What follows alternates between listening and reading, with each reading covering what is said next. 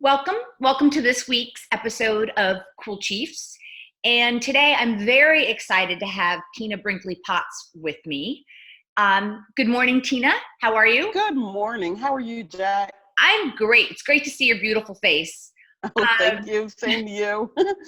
Tina is a business strategist and online marketing strategist and a success coach.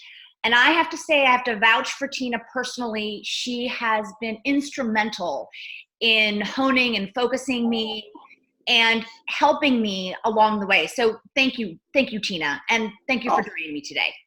You're welcome. You're very welcome. Absolutely. Today, we're going to talk about how we women in midlife can protect our intellectual property in times because the world is changing, right? With technology, the world is changing. And we women, as we live longer and are reinventing ourselves in midlife, really need to be aware of that. And so by the end of today's chat, ladies, you're going to walk away with some things to consider and some actionable items. But before we get into the meat of it, I want to introduce myself in case you haven't seen one of these Cool Chief episodes before. I'm Jack Perez. I'm the CEO and founder of Kuel. And I have to say it again and again. Kuel, it is spelled all cattywampus with a K, Kuellife. I totally did it as a play on the word cool and living your cool life and continuing to live your cool life. And it's an online community for us ladies in midlife, but also it's a curated shopping experience focused on the bravest women I know. And I have one sitting right in front of me, women entrepreneurs. So the whole concept is you get to buy something that is uniquely curated for women in midlife, that is high quality, but at the same time, you get to empower another woman.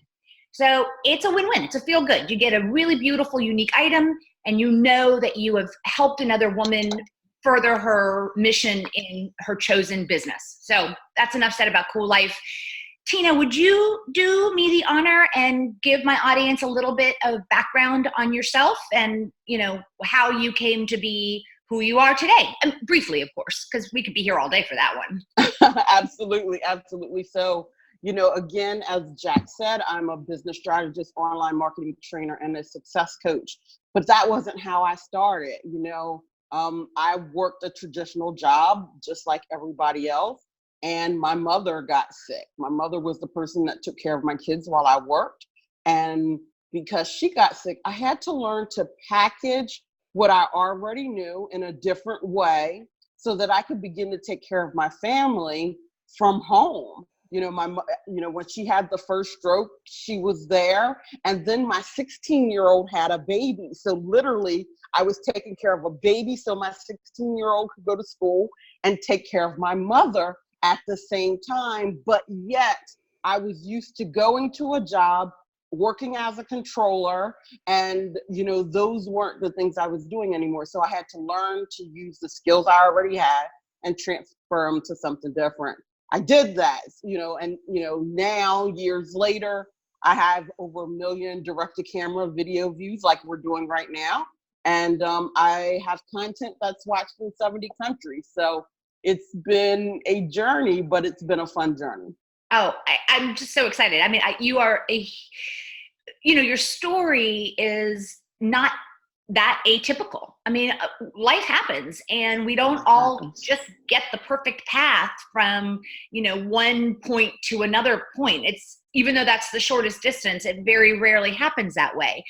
And I think that can lead us right into what we want to talk about today, which is, life is happening and women are reinventing themselves in midlife. They're either going back to school or not back to school. They might go back to school, but they're either going back into the workforce because their kids are grown up or, they've hit that proverbial glass ceiling and they don't want to play by the other people's rules anymore. They want to invent their own, or they've decided that it's time to do something that they feel passionate about.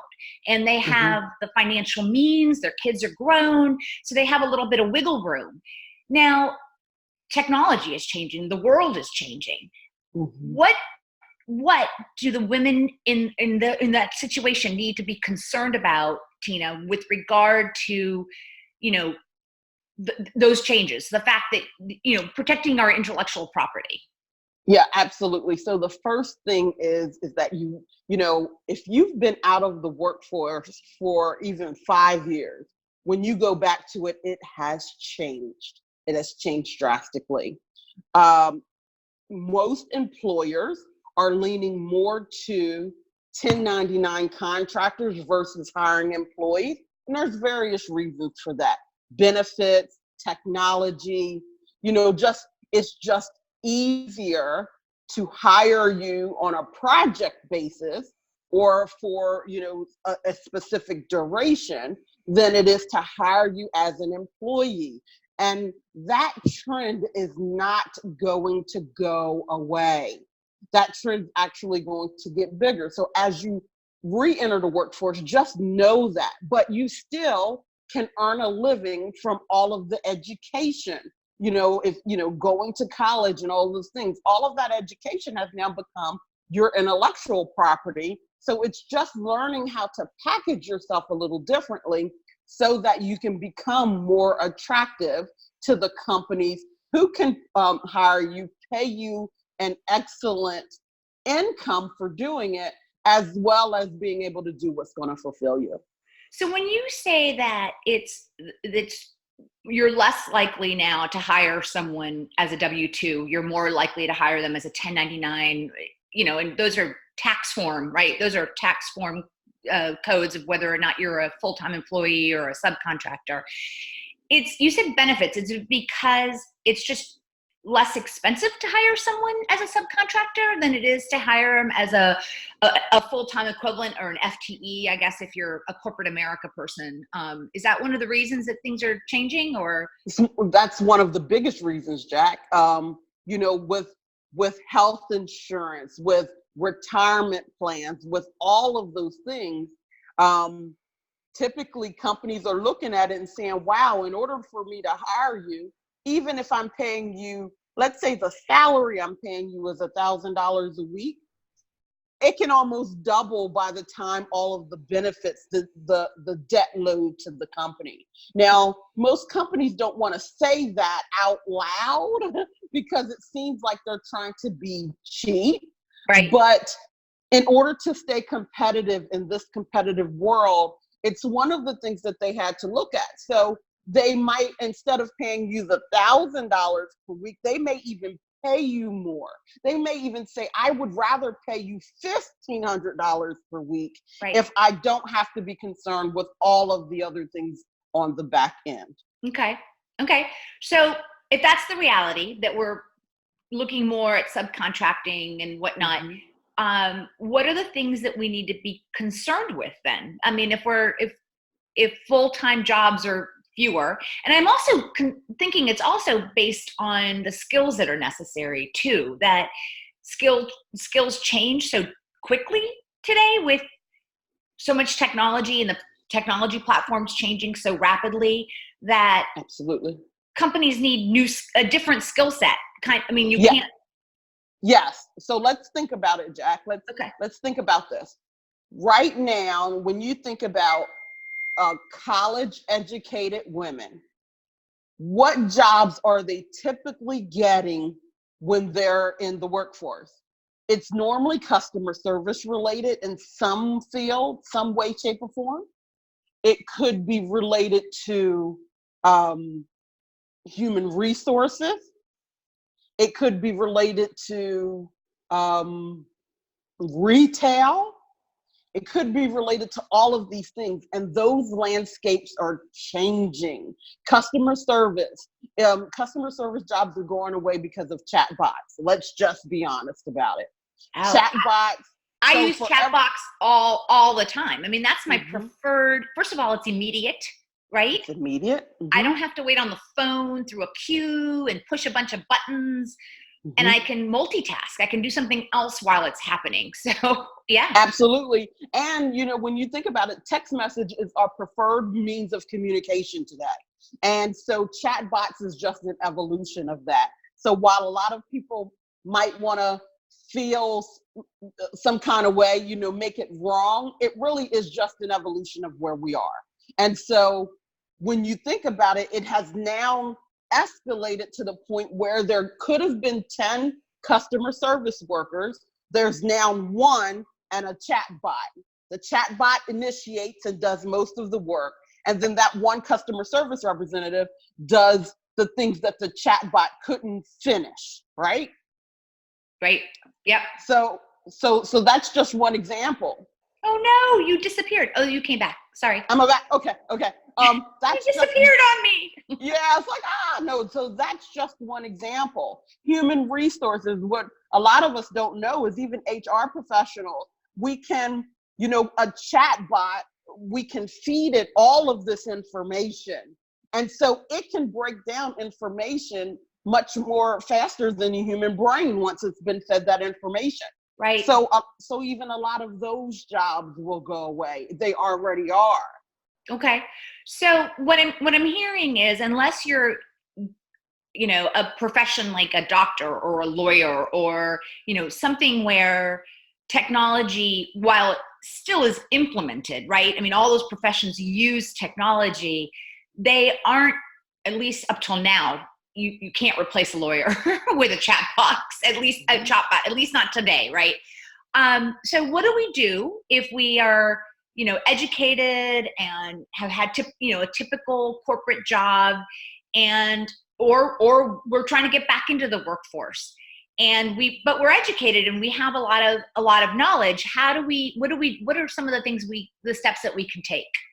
Well, let's kind of make them tangible. So the first one is understand that you want to present your expertise in a way that's going to set you apart from everyone else instead of just your education, right? Because a lot of times— I'm going to pause for just a second, because ladies, if you're watching this on the rebroadcast, as Tina goes through these, ways that are tangible, actionable items, if you have any questions or concerns or you want more, just type your comments in the bottom, and Tina and I will circle back around and make sure that everything is fully addressed. So you walk away with something that you can use. So please, if you're thinking of getting back into the workforce, you're in the workforce, or you're leaving the workforce, you're up against this scenario, you have a question, just let us know what it is. I'm sorry, Tina, I just wanted the audience, the ladies, to know that they can get more information from you if they want. So you're saying— no,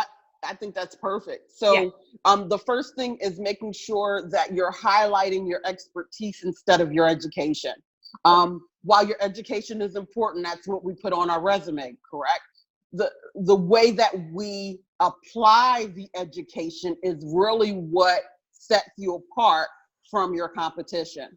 So if you learn to speak in those ways, and that's with great storytelling, using analogies. I have something I call the SAM formula, which just stands for stories, analogies, and metaphors.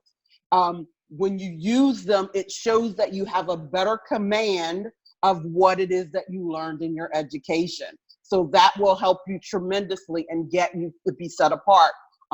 That is probably the biggest difference when I'm helping someone be able to use their intellectual property, is teaching them to stop using so much industry jargon and use more stories, use more that lets us know, okay, wait a minute, she's not just reciting what she learned in a book, she's actually applying it. That changes the game.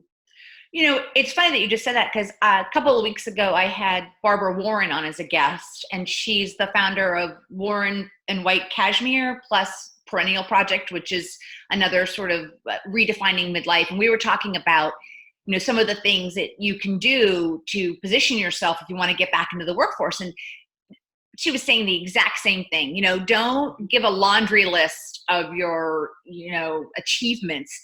Tell me, even if you were a stay-at-home mom, well, then, you can coordinate, intricate schedules. You can, there's ways to elevate your conversation, is I think what I'm hearing. So that— Absolutely. Yeah.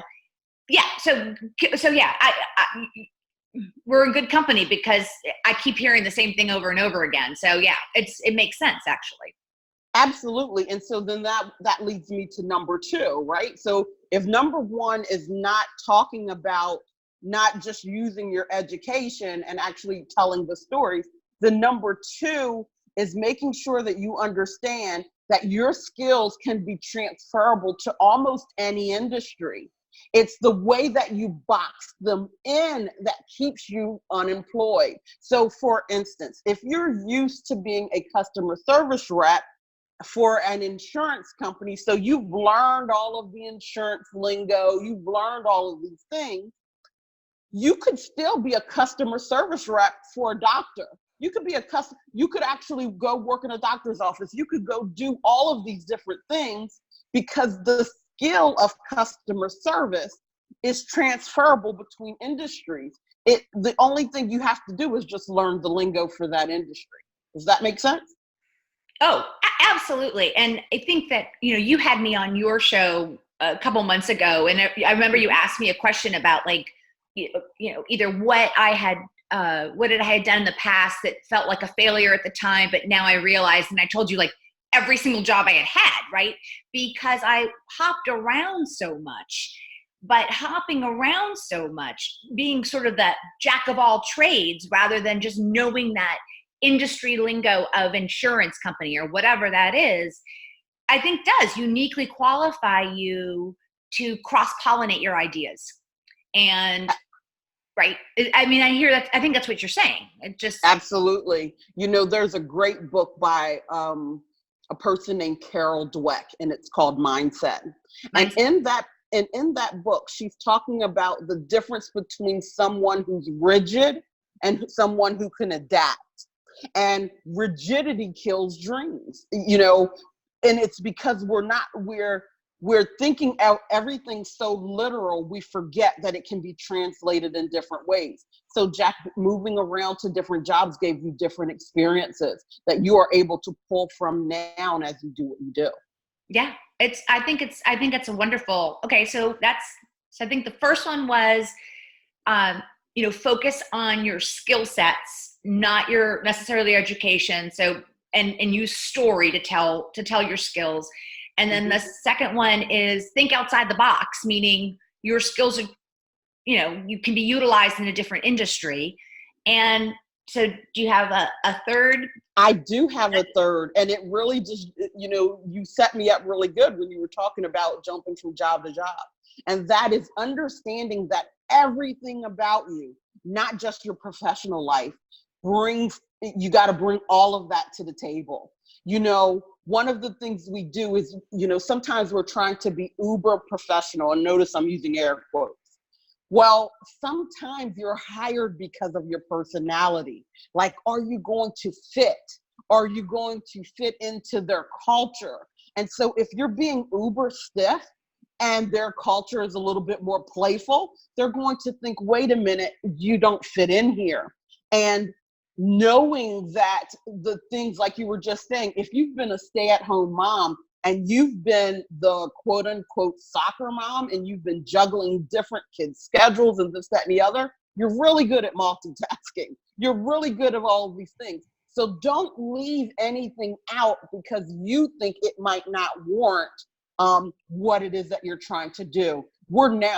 Employers are looking for all around people. They look at your social media. A lot of times that's why people in my industry, I say your social media should be public, but a lot of times it's not. You're only on social media to communicate with your family and friends. But if that's the case, employers, anybody that's planning to hire you, that's the first thing they're looking to now. They're not looking at what you put in the resume. They're looking at how you interact. So if you present your whole self, you are coming in as authentically as you possibly can, that changes the game, and that attracts like bees to honey. Well, and just to make sure that, because we talked a lot about like getting a job, but this is relevant even if you're not going into an office. You still have to fit in with the corporate culture, even if you are, a subcontractor or working remotely, which, that part of the world is getting, bigger and bigger as we speak because of all of the technology platforms. You and I are not in the same room. Oh, you just left. Ha! That couldn't have been better timing, by the way. Oh, yes, it was perfect. So, yeah, I should have put my phone on airplane mode, too, so that none of these interruptions. Because from the iPad to the phone, they just come through. That was just perfect, though. It was as if we had orchestrated that. I'm like, yeah, we're not in the same room. We're using technology to have this conversation. And but we are like-minded and we have good chemistry because we have both presented our authentic selves when approaching one another to collaborate. And so I think that's what you're saying, right? It's like you have to show them who you are. Yes, the world has changed. When you think about it, you can see everything about a company, good and bad, on social media, between reviews and all of those different things. It's very easy to find out about a person today. The concept of privacy has really changed. So why not just already put your own authentic foot forward? It will just help you tremendously make sure that you're the right fit, whether you're looking for a job, whether you're looking for a project, whatever version, it just helps you a lot better. I don't know about you, but I'm very grateful that social media did not exist when I was sort of young and potentially plausible deniability, maybe a little more reckless than I am now. I have to agree. I have to agree. Yes. I constantly warn my team that is the first place. I mean, I know that I go there before I meet with anyone. I go to Facebook, LinkedIn, Instagram, Twitter, whatever, because I want to know with whom am I meeting? Like, what are they really like? What do they say?